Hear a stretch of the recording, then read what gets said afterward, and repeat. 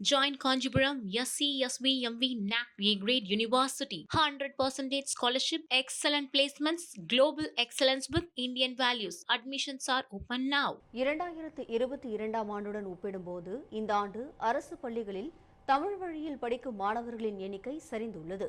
சென்னையில் பள்ளிக் கல்வித்துறை அமைச்சர் ராஜ்மோகன் தலைமையில் 10ஆம் வகுப்பு மற்றும் 12ஆம் வகுப்பு தொடர்பான புள்ளி விவர ஆவணம் வெளியிடப்பட்டது.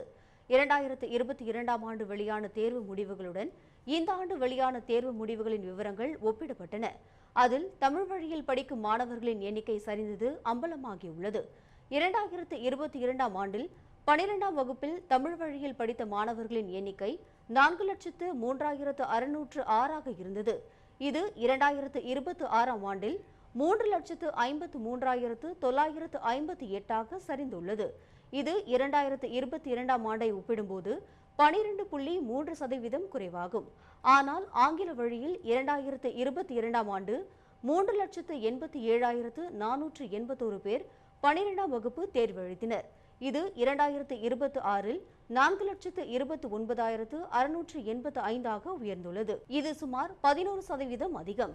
அதேபோல 10ஆம் வகுப்பு பொதுத் தேர்வை 2022ஆம் ஆண்டு தமிழ் வழியில் 4,63,935 பேரும், ஆங்கில வழியில் 4,29,603 பேரும் எழுதியிருந்தனர். 2026ஆம் ஆண்டு தமிழ் வழியில் 10ஆம் வகுப்பு தேர்வு எழுதியவர்களின் எண்ணிக்கை 4,13,577 குறைந்துள்ள நிலையில் ஆங்கில வழியில் எழுதியவர்களின் எண்ணிக்கை 4,47,091 அதிகரித்துள்ளது.